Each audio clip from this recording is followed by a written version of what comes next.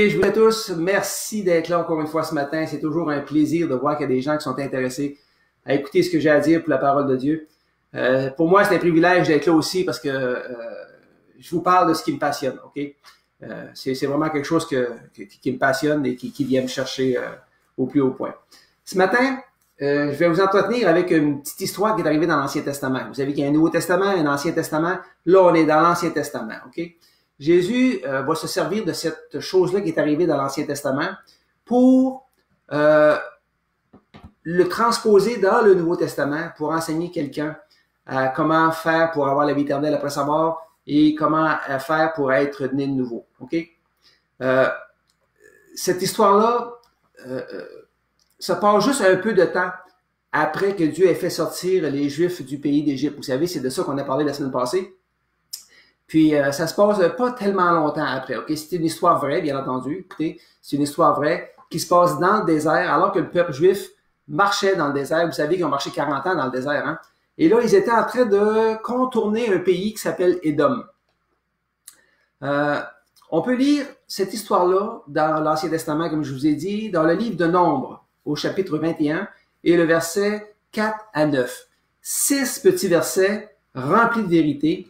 Et je vais vous en faire la lecture et suite à ça, ben écoutez, je vais vous entretenir sur ce sujet-là. Alors, je prends ma Bible comme d'habitude et je vais vous en faire lecture, Nombre, chapitre 21 et verset 4. Alors, ça va comme ça. Ils partirent de la montagne de Hor par le chemin de la mer Rouge pour contourner le pays d'Édom. Le peuple s'impatienta en route et il parla contre Dieu et contre Moïse. Pourquoi nous avez-vous fait sortir hors d'Égypte? Pour que nous mourions dans le désert, car il n'y a point de pain et il n'y a point d'eau, et notre âme est dégoûtée de cette misérable nourriture. Alors l'Éternel envoya contre le peuple des serpents brûlants. Ils mordirent le peuple et il mourut beaucoup de gens en Israël. Le peuple vient à Moïse et dit, « Nous avons péché, car nous avons parlé contre l'Éternel et contre toi. Prie l'Éternel afin qu'il éloigne de nous ces serpents. » Alors Moïse pria pour le peuple. L'Éternel dit à Moïse, « Fais-toi un serpent brûlant et place-le sur une perche. Quiconque aura été mordu et le regardera conservera la vie. » Moïse fit un serpent d'airain et le plaça sur une perche. Et quiconque avait été mordu par un serpent et regardait le serpent d'airain conservait la vie. Fin du texte. Alors ici, on se place un peu dans le contexte, parce que c'est très important de toujours être dans le contexte, de savoir de quoi qu'on parle, là, puis qu'est-ce qui se passe, à qui ça arrive, puis toutes ces choses-là. Dieu il a fait sortir son peuple du pays d'Égypte. Je vous ai parlé de ça la semaine passée. Et, pas la semaine passée, il y a 2 semaines, pardon. Et vous vous souvenez qu'il y a eu 10 plaies. 10 plaies que Dieu a envoyées dans le pays d'Égypte. Et c'est la 10e plaie qui était la mort des premiers-nés, qui a réussi à convaincre Pharaon de laisser aller le peuple juif dans le désert, parce que les Juifs étaient esclaves en Égypte. Suite à cette libération-là, Dieu fit traverser la mer Rouge. La mer Rouge s'est séparée en deux et Dieu les fit traverser à sec. Puis en poursuivant leur marche, ils se sont installés auprès d'un mont qui s'appelle le mont Sinaï, et c'est là qu'ils reçurent les 10 commandements que Dieu a écrits sur une table de pierre. Vous savez, Dieu s'est manifesté à son peuple avec beaucoup de grands miracles, ok? Beaucoup. Il ne pouvait pas nier que Dieu existe, parce que Dieu se manifestait vraiment, ok?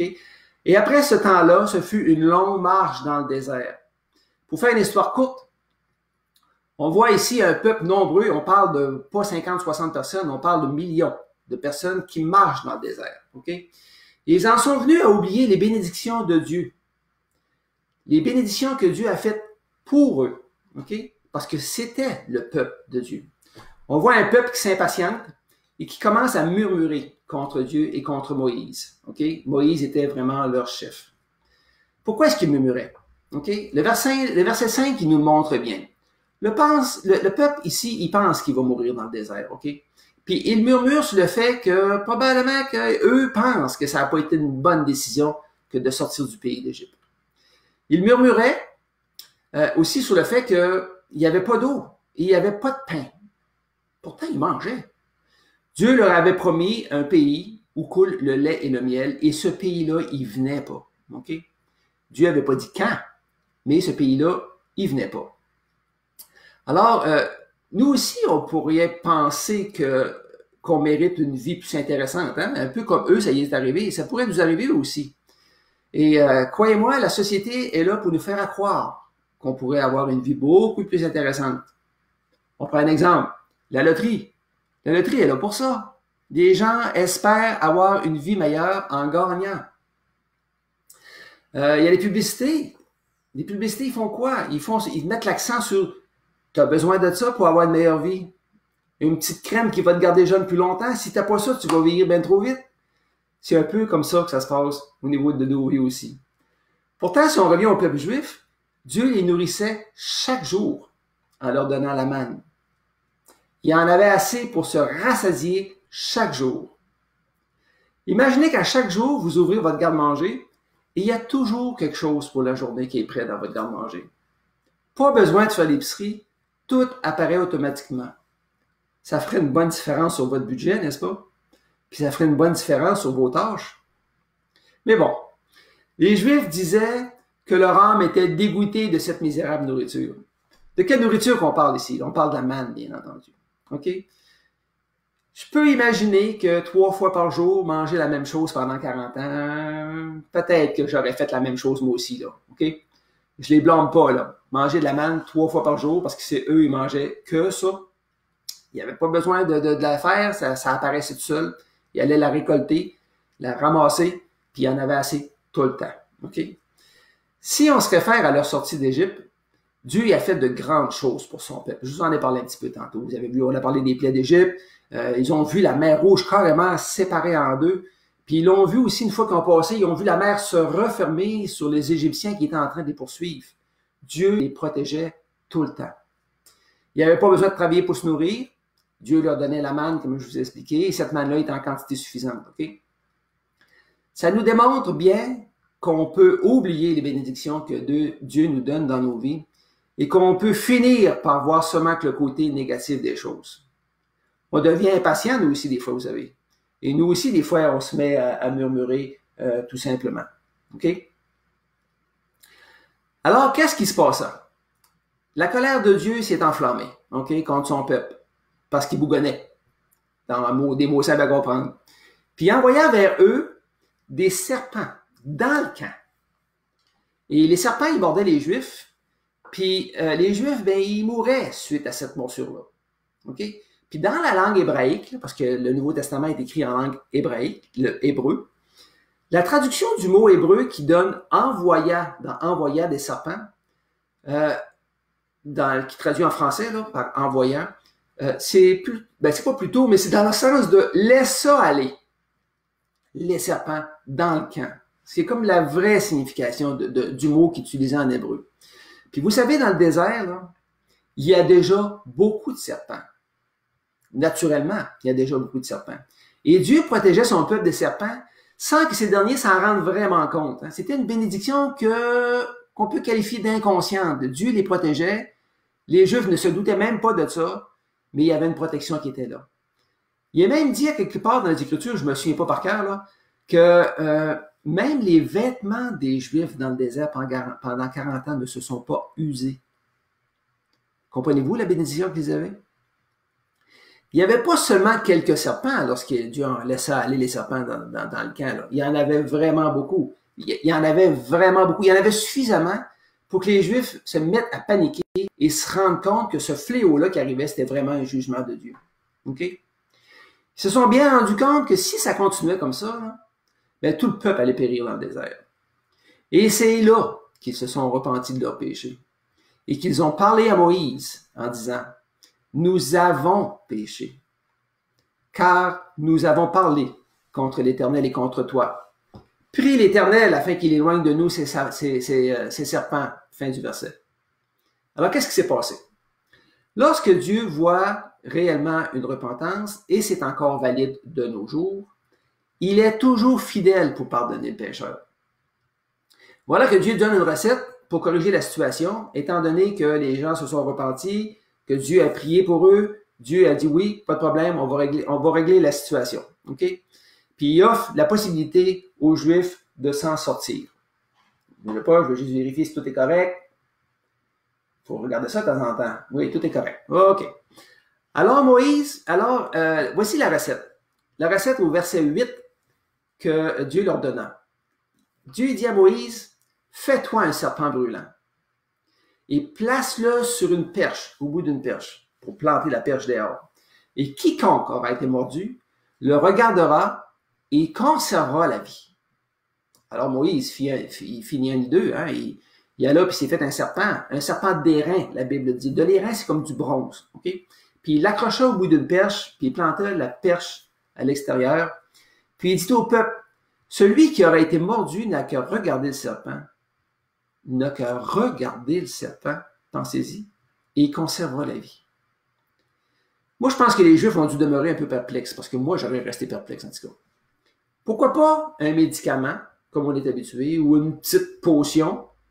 Mais non, il devait se déplacer, aller voir cette croix-là à l'extérieur et simplement la regarder.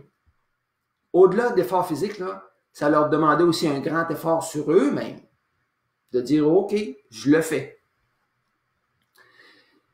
Ils devaient croire à la parole de Dieu, parce qu'ils savaient que Moïse avait prié et que Moïse avait demandé à Dieu d'arrêter ça et que Dieu lui avait répondu, puis Dieu lui a dit « Voici la recette ».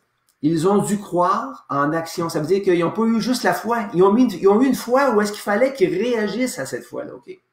Ça, c'est la foi que Dieu demande. Et c'est encore la même foi aujourd'hui. Une foi en action. Okay? C'est celle-là qui sauve. C'est celle-là qui guérit. Okay?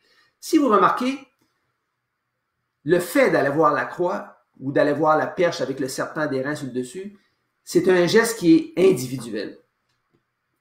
Les autres ne pouvaient pas regarder pour celui qui avait été mordu. Il fallait que ce soit celui qui a été mordu qui aille voir, puis qui regarde le serpent. C'était donc du chacun pour soi, un choix individuel. Celui de croire ou non. Ce qu'il y a de beau sur cette terre, là, mes amis, là, puis il faut en prendre conscience, c'est que Dieu nous laisse choisir. Okay? Il nous fait des offres, nous on les choisit ou on les refuse. Mais par rapport à ce qu'on va choisir, il y a une conséquence soit d'un bord, soit comme de l'autre. Mais comment ça se fait que d'un seul regard, ils pouvaient être guéris du venin qui les empoisonnait? Le venin des serpents ici, là, ça représente les péchés qui mènent aussi à la mort. Là, je parle pour nous. Vous vous souvenez, la semaine dernière, je vous ai parlé d'une conversation que Jésus lui-même a eue avec Nicodème. Cette discussion-là portait sur la nouvelle naissance et Nicodème, il comprenait pas du tout comment un homme pouvait naître de nouveau et il avait demandé à Jésus, peut-il rentrer dans le sein de sa mère et renaître de nouveau? Nicodème, qui était un docteur des Juifs, un docteur de la loi, comprenait pas du tout parce que c'était spirituel et le spirituel, il le connaissait pas. Alors Jésus, voyant la sincérité de son cœur, de Nicodème, il a pris le temps de lui expliquer. OK? Et dans son explication, il utilisa l'événement que je viens de vous rencontrer ici pour aider Nicodème vraiment à comprendre. Permettez-moi un peu d'eau, là, ça vient sec vite.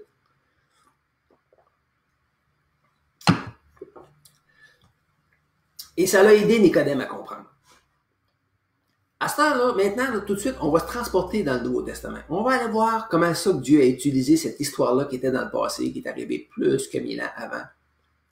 Plus que 1000 ans avant. Et qu'il a transposé dans le Nouveau Testament pour faire comprendre à Nicodème comment avoir la vie éternelle. Okay? Et Dieu utilisait ces textes de l'Ancien Testament-là parce que Nicodème était un connaisseur de l'Ancien Testament. Okay? Il était un maître. Dieu l'appelle un docteur de la loi. Okay? Maintenant, on va se transporter dans le Nouveau Testament et dans le livre de Jean, au chapitre 3 et le verset 14. Il est écrit dans ce livre-là, « Et comme Moïse éleva le serpent dans le désert, il faut de même que le Fils de l'homme, qui est Jésus, ici en parenthèse, soit élevé, mis sur la croix, afin que quiconque, ça c'est moi, c'est vous, c'est tout le monde, croit en lui ait la vie éternelle. » On aurait pu lire ici, « Quiconque regarde Jésus sur la croix, il met sa foi en lui, ait la vie éternelle. » Et Jésus, s'il rappelle à Nicodème, ce texte qu'il connaît bien, a fait de lui comparer ce qui arriva avec les Juifs dans l'Ancien Testament, dans le désert, avec, bien entendu, ceux qui avaient été mordus par les serpents, versus ce qui arrive à tout homme mordu par le péché aujourd'hui. Okay? Jésus dit au début du verset 14, « Et comme Moïse éleva le serpent dans le désert. » Ça veut dire que c'est identique. C'est la même chose. Dieu met deux événements côte à côte, puis il lui dit, écoute, c'est pareil, c'est la même façon. Et comme Moïse éleva le serpent dans le désert, il faut de même que le Fils de l'homme, qui est Jésus, soit élevé comme le serpent sur la perche, afin que tout homme qui regarde avec foi Jésus sur la croix et qu'il croit par la foi seulement, oublions les œuvres, là, qu'il est le moyen de guérison pour effacer une fois pour toutes ses péchés et hériter de la vie éternelle avec Dieu. Le livre de Romains, là, au chapitre 6 et au verset 10, il écrit « Car il est mort, et c'est pour le péché qu'il est mort. » On parle de Jésus ici, là, qu'il est mort une fois pour tout. Il est revenu à la vie, et c'est pour Dieu qu'il vit. Puis je vais rajouter un autre verset, Hébreux 9, 28, la Bible en est pleine. Okay? Hébreux 9, 28 dit « De même, Christ s'est offert une seule fois pour porter les péchés de plusieurs. Il apparaîtra sans péché une seconde fois à ceux qui l'attendent pour leur salut. » Clair ici, Jésus va revenir. Il est venu une première fois pour sauver les gens de leurs péchés. Il va revenir une deuxième fois pour ceux qui attendent pour leur salut. Okay? Le serpent sous la perche, là, il représente le péché parce que Jésus lui-même a été déclaré péché sur la croix, même s'il n'avait jamais péché de sa vie. Le serpent ou la perche, là, il représente le fardeau, l'ensemble de nos péchés que Jésus a pris sur son compte pour les laver, une fois pour toutes, avec son sang. Et c'est un sang parfait que Jésus avait. Pourquoi? Parce qu'il n'était pas contaminé par le péché. Parce que dans l'être humain, la vie dans l'être humain, la Bible dit que la Bible est dans... Pas la Bible, oui, nous dit, mais que la vie d'un être humain est dans son sang. Okay? Donc, un sang parfait qui efface des péchés parfaitement. Est-ce que les Juifs dans le désert ont pu payer pour être guéris? Est-ce que les Juifs dans le désert ont dû payer pour être guéris? Ont-ils dû faire des œuvres pour mériter d'être guéris? Ont-ils dû faire de l'aumône, de la charité, d'aider son prochain? Ben non. Ils ont dû simplement regarder avec confiance, avec une foi agissante. Ça les a portés à bouger cette fois-là, là, en acceptant le plan de Dieu. Et rien d'autre, mes amis. Il fallait rien d'autre. C'est Dieu qui guérissait ceux qui avaient été mordus. C'est Dieu qui a fait tout le travail. Et c'est à lui seul que revient toute la gloire. OK? À lui seul, même pas à nous un petit peu, là. Rien. Dans le livre de Romains, au chapitre 3, verset 27, c'est écrit « Où est donc le sujet de se glorifier? » De ce que Jésus a tout fait pour nous, là, en parenthèse. Hein. Okay? C'est écrit « Il est exclu. » Là, on dit « Par quelle loi? Par la loi des œuvres? » On sait bien que c'est non. Hein? La réponse est non, mais par la loi de la foi. Est-ce que ça vous est déjà arrivé d'entendre dire « Hey, une chance que j'étais là parce que ça n'aurait pas fonctionné. » Et vous saviez en même temps que ça avait absolument rien à voir avec la situation qui soit là ou là. Ça, mes amis, c'est quelqu'un qui essaie de voler l'honneur ou la gloire qui revient à un autre. Lorsque vous essayez de gagner votre ciel par vos œuvres, c'est exactement la même chose que vous faites envers le Seigneur Jésus. Combien de fois avez-vous déjà entendu dire par des gens lors d'un décès, c'était vraiment une bonne personne. Avec tout ce qu'il a fait pour les autres, il s'est donné pour les autres, il est certainement au ciel en ligne directe. Il le mérite. Mais je suis désolé de vous l'apprendre. C'est pas du tout comme ça que ça fonctionne. Le ciel ne se mérite pas du tout. C'est une grâce. La Bible est claire. C'est une grâce que Dieu nous accorde. Et une grâce, c'est quelque chose qui nous est accordé que nous ne méritons pas. C'est un don. Un vrai don. C'est un cadeau. Et en plus, un cadeau, normalement, c'est gratuit. Voici ce que le livre de Romains, chapitre 11 et verset 6 dit à ce sujet. Il est important pour moi, vous savez, de toujours utiliser les versets dans les Écritures. Très important parce que c'est ce qui prouve ce que je vous conte. C'est ce qui prouve ce que je vous dis. Si ça viendrait de moi, tout simplement, vous auriez beau dire, ben, c'est un charlatan ou il dit n'importe quoi. Mais je suis basé sur quelque chose de solide. Et c'est pour ça que je vous ramène beaucoup des versets dans les Écritures pour vraiment prouver ce que je vous dis. Écoutez bien ce verset-là. Romains chapitre 11, verset 6. Or, si c'est par grâce, ici on parle d'obtenir le salut, là. Si c'est par grâce, ce n'est plus par les œuvres. Autrement, la grâce n'est plus une grâce. Et si c'est par les œuvres, mettons qu'on réussit à avoir la vie éternelle, ben c'est pas une grâce. Autrement, l'œuvre, c'est plus une œuvre. Pour vous aider à comprendre mieux ce verset-là, je vais remplacer des mots. Le mot grâce, je vais le remplacer par cadeau, parce que vraiment, une grâce, c'est un cadeau qui nous est donné. Puis le mot œuvre, je vais le remplacer par nos efforts. Ça veut dire faire quelque chose par soi-même pour obtenir quelque chose. Alors, je reprends le même verset, mais je change les mots. Si c'est un cadeau, ce n'est plus par nos efforts. C'est clair, hein? Autrement, le cadeau n'est plus un cadeau. Et si c'est par nos efforts, ce n'est plus un cadeau. Autrement, nos efforts, ben, c'est plus des efforts, c'est un cadeau. C'est clair, très clair. On ne peut pas passer à côté. On va prendre à ce temps maintenant un exemple qui vient de la Bible et qui vient parfaitement prouver les dires du verset que je viens de vous donner. Lorsque Jésus a été crucifié sur la croix, il y avait une personne de chaque côté de lui qui était crucifiée en même temps que lui. Et on trouve ce récit-là dans le livre de Luc, au chapitre 23, et à partir du verset 39. Mais avant de vous le lire, ce petit court récit qui n'est pas très long, on va aller voir dans le livre de Matthieu, au chapitre 27, qui parle aussi de ces deux gens-là qui ont été crucifiés chaque bord de Jésus. Et au verset 38, il écrit, « Avec lui, en parlant de Jésus, furent crucifiés deux brigands, un à sa droite, l'autre à sa gauche. » Et si on descend un peu plus bas, au verset 44, il écrit, « Les brigands crucifiés l'insultaient de la même manière. » La raison pour laquelle je viens de vous lire ce verset-là, elle est simple. C'est que je veux vous faire réaliser que les deux brigands ici l'insultaient. Pas juste un. Certains ici, dans une autre religion, parlent d'un mauvais larron et d'un bon larron. Premièrement, pour avoir été condamnés à la crucifixion, ben, il fallait qu'ils aient fait quelque chose de vraiment grave. Pourquoi? Parce que la crucifixion, c'était la condamnation ultime. Alors, c'était deux brigands ou deux bandits. Et il n'y en avait pas un qui était bon puis l'autre qui était mauvais, là. Parce que les deux injuriaient Jésus en même temps. Maintenant que ça c'est un peu plus clair, on va prendre le récit là, dans le livre de Luc que je vous parlais au chapitre 23 verset 39. Et je vais vous le lire intégralement. L'un des malfaiteurs crucifiés l'injuriait, disant, « N'es-tu pas le Christ?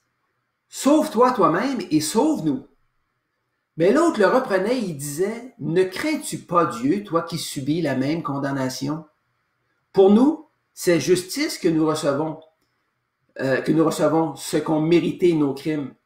Mais celui-ci n'a rien fait. » Et il dit à Jésus, « Souviens-toi de moi quand tu viendras dans ton règne. » Et Jésus lui répondit, « Je te le dis, en vérité, aujourd'hui tu seras avec moi dans le paradis. » On vient de lire un texte de 5 versets qui démontre comment un bandit peut hériter de la vie éternelle, même juste avant de mourir.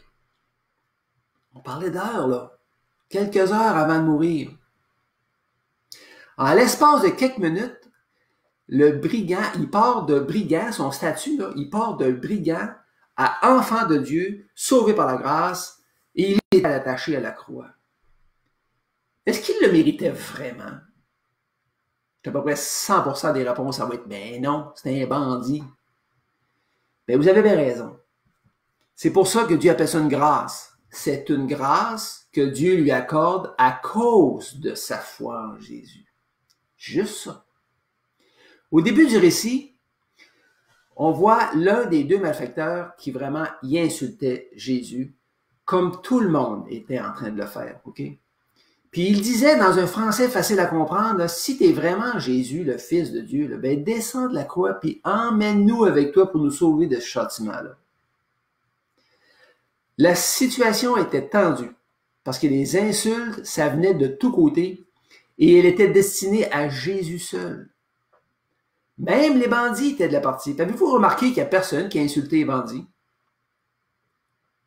Romains 3,23 dit « Car tous ont péché et sont privés de la gloire de Dieu. » Pour Dieu, là, ceux qui crucifiaient les deux brigands étaient au même rang que les brigands eux-mêmes.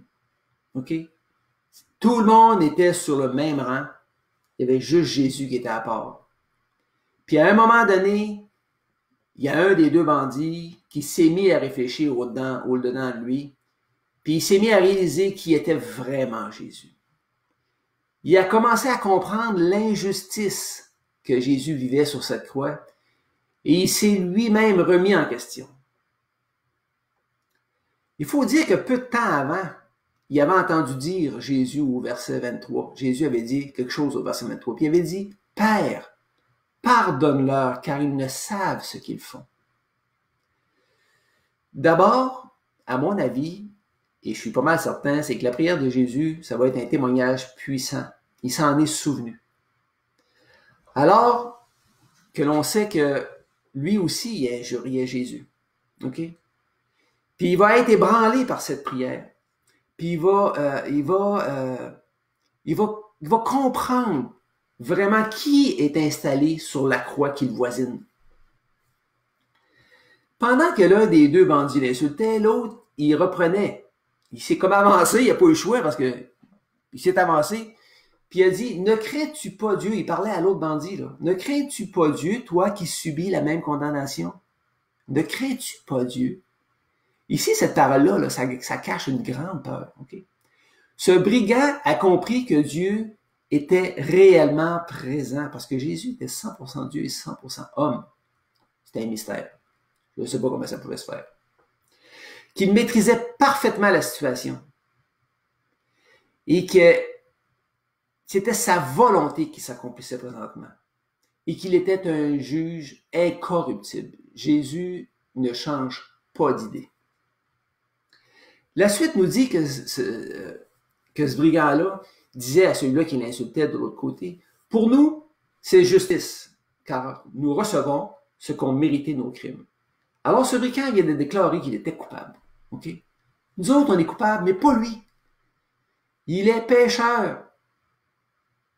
Le brigand s'est déclaré comme étant pécheur, voué, condamné, et il était en train de le vivre condamné à la mort.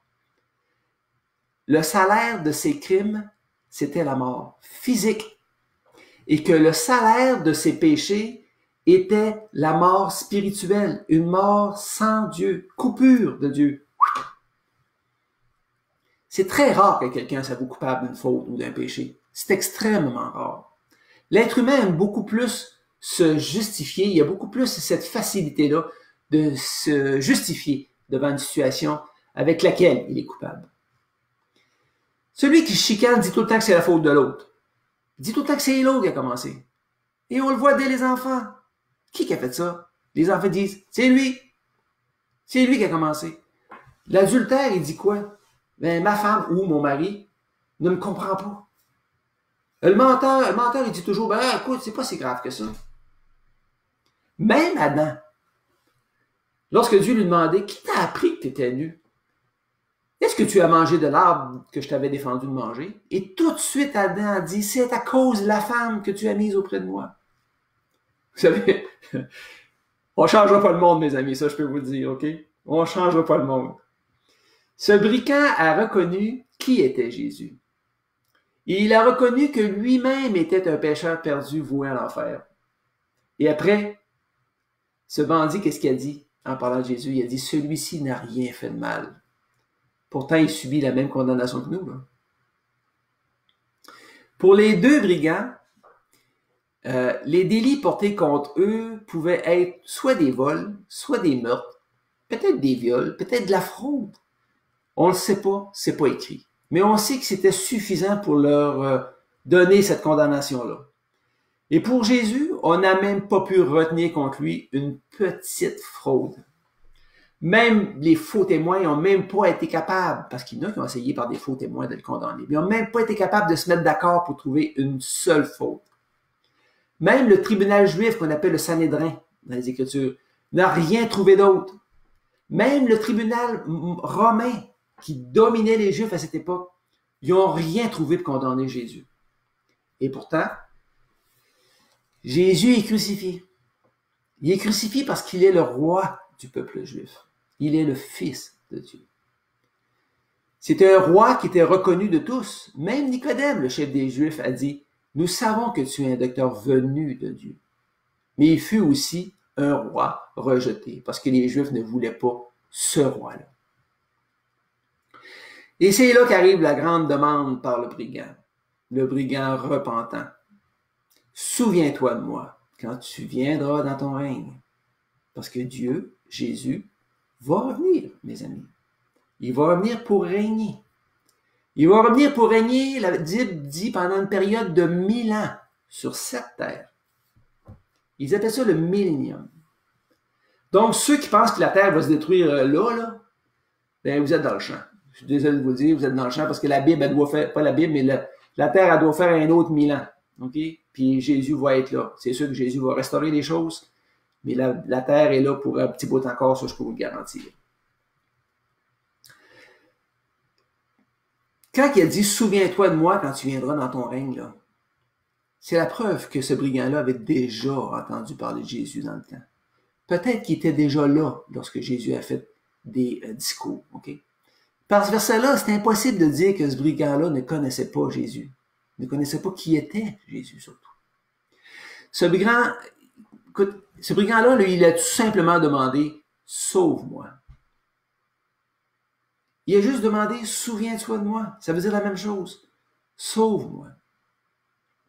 Alors, qu'est-ce que Jésus lui a répondu? Et j'aime sa réponse. « Je te le dis en vérité, aujourd'hui tu seras avec moi dans le paradis. » Ce brigand-là a été déclaré sauvé par la foi. Même sur la croix, Jésus était capable de sauver des pécheurs repentants. Savez-vous que ce bandit-là, il est encore là aujourd'hui même dans le ciel? OK? Il l'a sauvé même s'il était un très grand pécheur. Cet homme-là, il était attaché à la croix. Impossible pour lui de faire de bonnes œuvres, incapable de payer sa dette envers la société, ni envers Dieu. La société l'a condamné à mort. Il s'en est fallu peu pour que Dieu le condamne à la mort spirituelle qui est en enfer pour l'éternité, sans la présence de Dieu, un Dieu qui est amour. Savez-vous que vous aussi, vous pouvez être sauvé comme ce brigand sur la croix?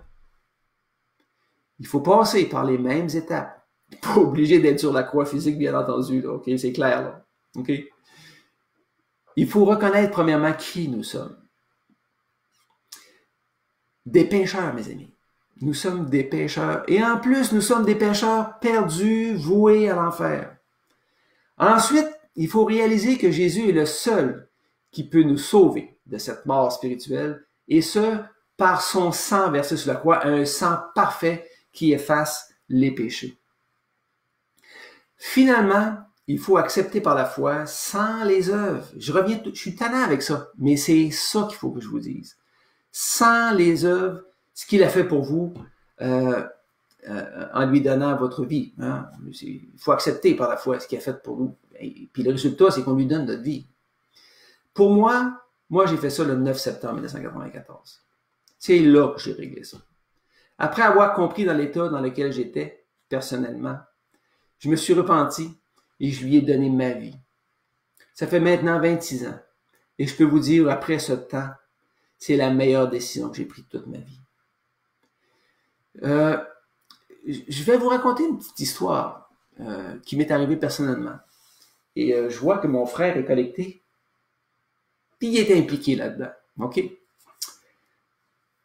Un jour, juste avant mon salut, alors que j'étais en pleine recherche de la vérité, je suis parti prendre une balade en canot avec mon frère sur le fleuve Saint-Laurent.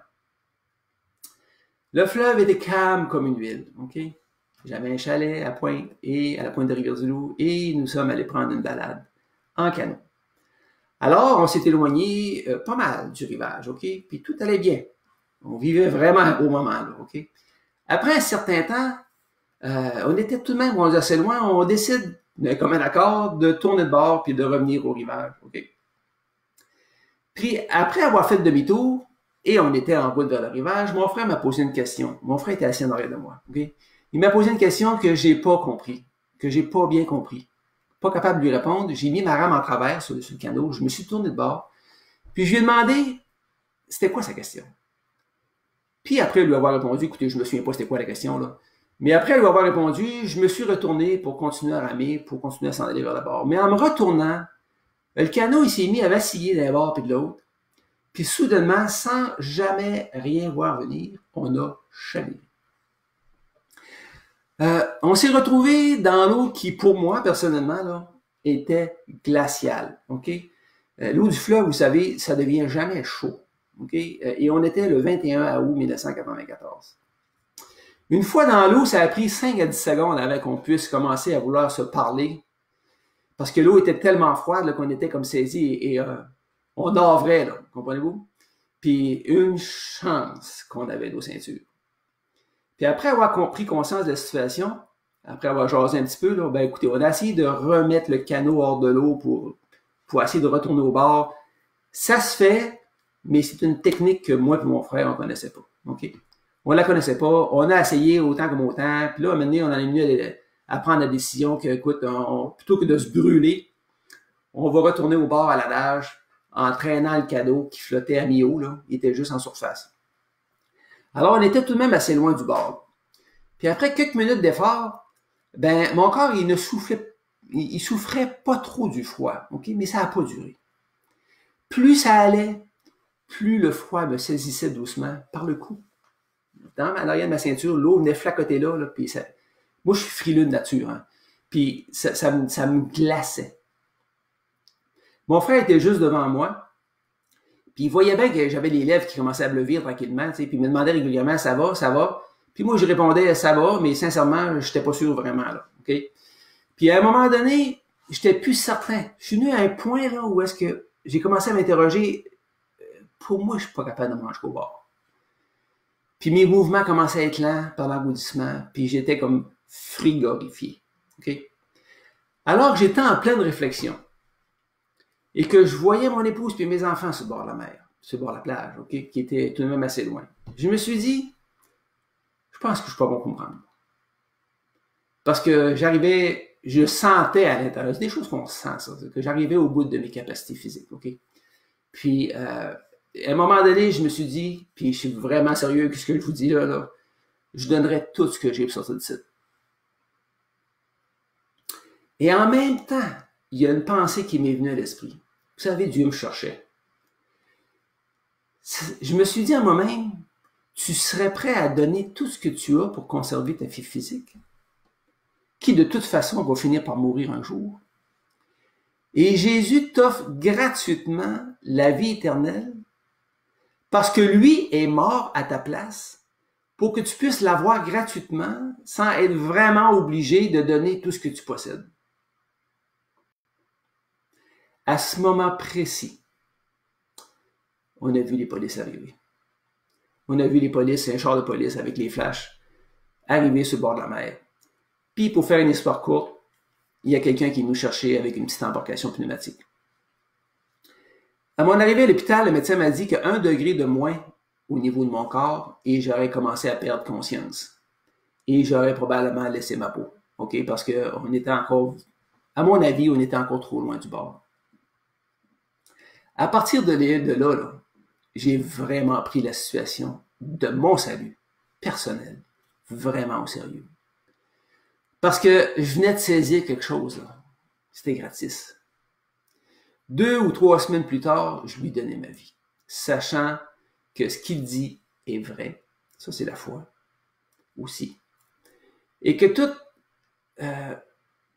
ce que j'avais à payer pour mériter ma vie éternelle, ben, je n'étais pas capable de le payer moi-même, mais Jésus l'avait fait pour moi sur la croix. Vous savez, moi, là, je peux emmener un cheval à la rivière, OK? Mais je peux pas le forcer à boire. Je suis juste un messager.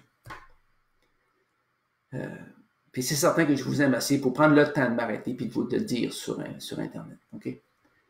Je vous aime assez pour ça. J'espère de tout mon cœur que ça vous aide ce que j'ai fait ce matin, OK? Que ça va vous aider dans votre démarche ou votre recherche personnelle. Faites-le pour vous, faites-le pas pour les autres, OK? Faites-le pour vous. Puis je termine ici là, en vous laissant un verset, OK? Un verset dans le livre de Matthieu, au chapitre 11 et le verset 25. C'est écrit en ce temps-là, Jésus prit la parole. Donc ici, c'est Jésus qui parle. Et il dit, « Je te loue, Père, Seigneur du ciel et de la terre, que ce que tu as caché ces choses aux sages et aux intelligents. » Et que, ici, les choses, là, c'est comment faire pour avoir la vie éternelle. Comment comprendre que Jésus était vraiment Dieu, venir nous visiter. Comment saisir ces choses. Tu les as cachées aux sages et aux intelligents. Et que tu les as révélées aux enfants. Vous avez les enfants, on peut leur faire croire beaucoup de choses. Hein? Parce qu'eux, ils croient par la foi. Sans juger. Il faut l'accepter comme un enfant. La Bible est claire là-dedans, elle le dit. Si tu ne viens pas à Dieu comme un enfant, tu ne seras pas sauvé. Et il faut chercher. N'oubliez pas la promesse, celui qui cherche, trouve.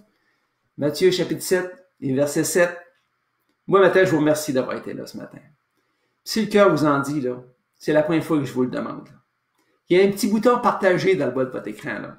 Si vous voulez, cliquez sur partager. Et la bonne nouvelle de Dieu va se répandre. Okay? Et c'est comme ça que la parole de Dieu va se répandre avec la vérité. Parce que le temps passe vite, puis le temps presse. Regardez où on est rendu dans notre société. Là. On est habitué d'être obligé de marcher avec des masques. Et Christ a vraiment promis de revenir. Et il va revenir, ça je peux vous le garantir. Si vous avez des questions, ou si vous voulez tout simplement en jaser, faites-moi signe sur mon Messenger. On va prendre contact ensemble.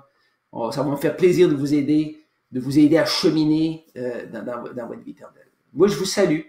Merci d'avoir encore été là ce matin. Merci d'avoir pris le temps de venir vous connecter. C'est déjà une très belle démarche. Je suis fier de vous et ça m'encourage à continuer. La semaine prochaine, je vais être encore là, puis je ne suis pas sûr à 100%, mais d'après moi, je vais vous parler de qui est Dieu vraiment. Qui est Dieu vraiment? On va prendre conscience de ce fait-là. C'est important de savoir qui est Dieu. Vous n'avez pas y croire. C'est important. Fait que probablement la semaine prochaine, c'est ce que je vais vous parler. Alors, je vous dis bonjour et merci d'avoir été là. Passez un bon dimanche.